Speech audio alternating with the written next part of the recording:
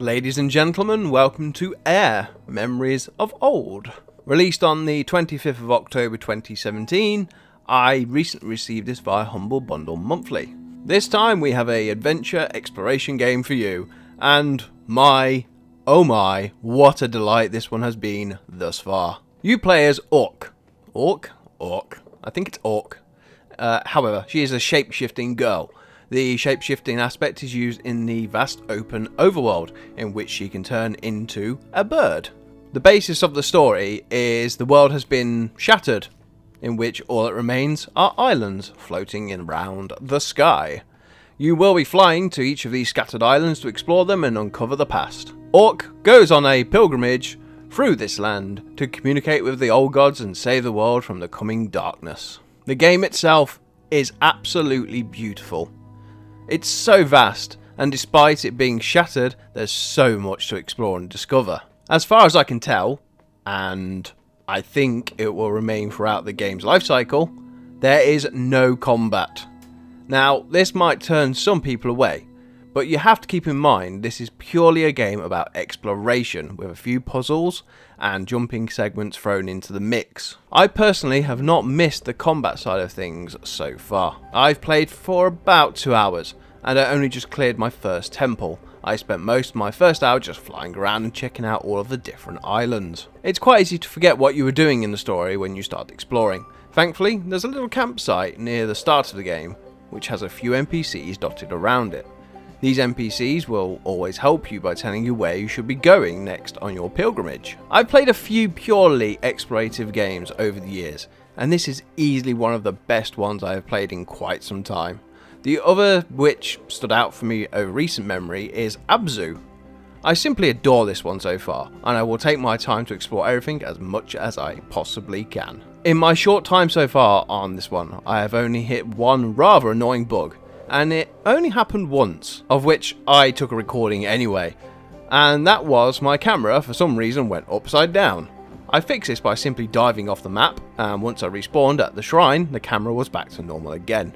Now, a little bit about the music. The soundtracks change from one major island to the next, and so far every track has been very enjoyable, and each one seems to fit the island you are visiting at the time. It really is a treat. The control system is very basic, either keyboard and mouse or a gamepad. I personally use mouse and keyboard so far. I have not had too many issues. The jumping aspect in third-person games is always a difficult element to get right, and it can get a bit clunky with some of the jumps.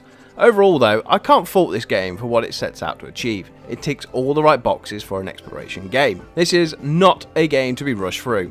Take your time and enjoy the wonderfully built world the dev team have put together for you. You can find some very interesting things out in the open. There are tons of, I guess they are ghosts, which you can see if you pull out your lantern. I don't mean, ooh, scary ghosts. No. Ghosts of people from the past, from before the Great War, which tore the land apart. Some of these NPCs will have things to say. However, from what I have seen, most of them are just there for no real reason, really. The downside to all of this, as according to Steam, it's a bit short. People saying 4 to 5 hours long with sadly no replayability. While I do agree that's a bit of a shame, it shouldn't take anything away from the fact that this one is a gem in the rough, and I can't think of a reason why someone shouldn't have this in their Steam library. Like I said, I'm 2 hours in, and I've loved every moment of it, even the upside down camera bit, which was a bit dodgy. It only happened once though. So, as we do towards the end of these little clips, the fabled pricing. This is currently £13.49 right now on Steam. Now, this is where it gets interesting. The game is short, there's no doubt about that. And it does have pretty much zero replayability due to the nature of it. I mean, most of the achievements linked to the game are based around you doing what you should be doing anyway, which is exploring. Personally, I don't think I would have paid full price for it, despite how much I've enjoyed it so far. However, everyone has a different opinion. For me, it's a little bit short, and the lack of replayability does hurt it. I would gladly buy this game 3 times over, however, instead of just one so-called AAA title these days, which are riddled with microtransactions. You get the whole game here for the price, and that's the way it should be. Links are going down there to the dev's website and a couple of stores to get this game from. Also a referral link to the HumbleBundle Monthly. If you're not a member of it yet and you love PC gaming, well, what's wrong with you? Click the referral and check it out. Now, I'm going to play some more of this and see what else the game has hidden. As usual, give us a like, hit that subscribe button, and I will keep you informed of great hidden gems within Steam's cesspool. Until next time.